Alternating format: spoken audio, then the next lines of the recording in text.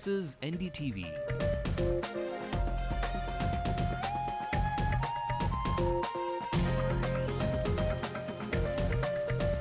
And you're watching Ndtv-Hindu.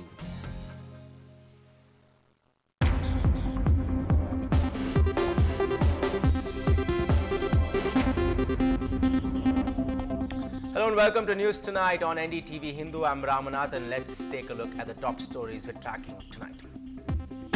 Police arrest film director and pro-Tamil activist Seeman for allegedly inflammatory remarks against Sri Lankan students. Was it an overreaction? Police overreacted by first slapping a case like this. Journalists targeted as well. Yet again, scribes stage a road roko as they're not allowed to roll their cameras. Madras University files a complaint against the question paper leak exposed by Ndtv-Hindu. 3 murders in 24 hours in the city and the ugly face of crime does not spare the Chief Minister's front yard. Losing change to the villain of the mornings, the bus conductor could be annoying, but we tell you how you could make your claim as an everyday traveller now. The Spanish Armada crowned FIFA World Cup champions for the first time return home to heroes' welcome. And before we get you all those details on those stories, the national headlines we're tracking. It's a big day for this great Indian space dream. PSLV launched successful, and this time students are a part of the dream project. Though it is quite expected, it is of course a very wonderful and happy moment for us. It's a shocking case of negligence. 51 children get HIV positive blood at a government hospital in Jodhpur. Karnataka's legislators stage a protest with a difference. Instead of shoe missiles, they use helmet props. Andhra Jagan Mohan Reddy slams his Chief Minister Rosaya for insinuating that Jagan was eyeing deceased minister's jet. And controversial godman Nityananda gives his first discourse post-release, compares himself to King of Pop, Michael Jackson. Well, it was high drama, scripted and directed by Nam Tamil Party founder, film director Seeman. 2 days after an FIR was filed, the director was arrested today for his inflammatory speeches against Sri Lankan students living in the state. It was a tough task for the Chennai police to arrest Seeman before he addressed a press conference at the Chennai Press Club. Shabir Ahmed narrates the story. The Omandurar estate turned into a virtual fortress with heavy deployment of security personnel scanning various entry points of the vast property. All this to prevent this man from entering the Chennai Press Club and addressing a press conference. Why this police presence, sir? To arrest Seeman. 3 days ago, when he gave an ultimatum to the Sri Lankan students in Tamil Nadu. While protesting the recent attack on an Indian fisherman in the Sri Lankan waters, Seeman threatened that Sri Lankan students living in Tamil Nadu would be attacked if another fisherman was hurt. இப்போதே மத்திய மாநில அரசுகள் நடவடிக்கை எடுங்கள் என்கின்ற எச்சரிக்கை தான் அவருடைய பேச்சை ஒழிய நான் AK-47 எடுத்துக்கொண்டு போய் சுடுவேன் என்பது அல்ல.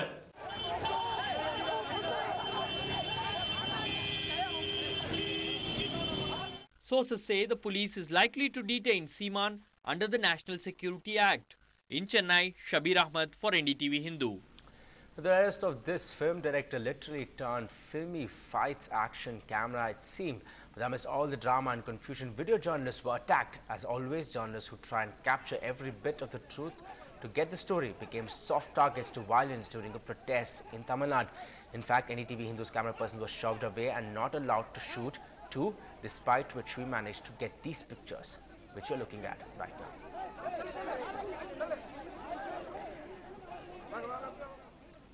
It seems political parties are taking turns with these protests. After the ruling DMK, it's now DMK ally the VCK, which held a demonstration against Sri Lankan Navy's recent alleged attacks against the fishermen of Tamil Nadu.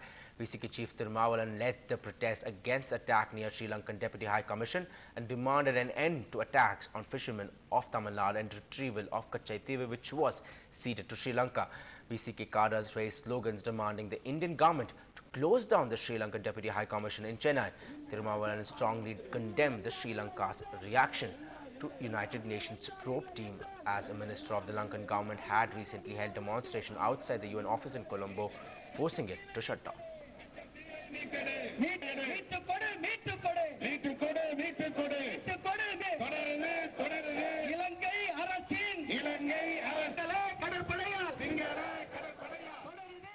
we demand the government of India to change their attitude against Tamils. And we demand again the government of India should shut down the office of the High Commissioner of Sri Lanka in Tamil Nadu. A senior journalist and political commentator Murari joined us for more on that. He says that this was an overreaction from the part of the state government to arrest Seeman and that Seeman should have been ignored and that these continuous protests by political parties cannot be solution to the problems.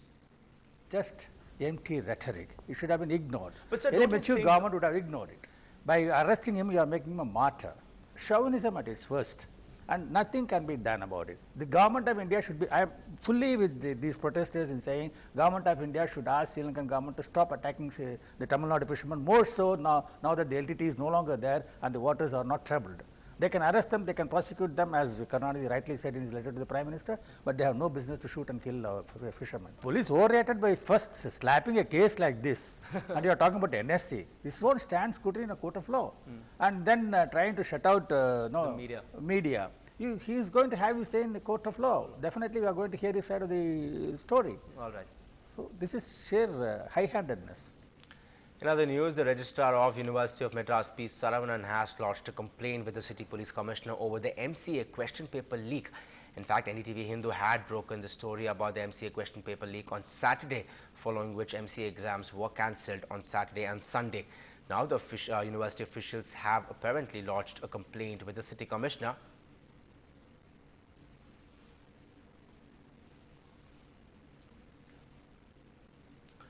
Chennai has seen 3 murders in just 24 hours in a shocking incident during the wee hours today. An auto driver was pulled out of his house and hacked to death. Importantly, this incident happened in the Chief Minister's front yard, just about 200 meters away from Karunanidhi's CIT colony residence. The scene of crime is hardly any distance from the Chief Minister's CIT colony residence. This area is called Kattukoil. 24-year-old Jagan, an auto driver, was brutally murdered during the wee hours. He was dragged out of his house and killed by a 4-member gang. Previous enmity between gangs is believed to be the cause of crime. The residents of this locality marched to the Mylapore police station, condemning the inability of the police in preventing crimes in the locality. The body has been moved to the Roybata Government Hospital for postmortem. The area is witnessing police presence to prevent any untoward incident.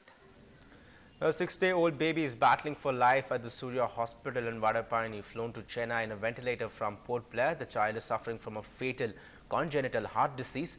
The mother accompanied the child on the Indian Airlines flight to Chennai. The doctors say the baby's condition is stable but will be on a crucial watch. The doctors are currently waiting the test results to decide on a date for surgery. It's a 6-day-old baby coming from Port Blair. Is affected by congenital heart disease, cyanotic congenital heart disease. It needs immediate surgery. So I don't know what's happening in Andaman. I don't know, they have that surgical facilities. So they are referring to our hospital, Surya Hospital. It has come in Indian Airlines flight. It's an, I think, passenger flight, I think. Now, in a city like Chennai, buses and electric trains are the lifeline for thousands of commuters like you and me. But do these public service bodies really work for the welfare of the people, or do they take passengers for granted? Our reporter Batila brings to light the common problems.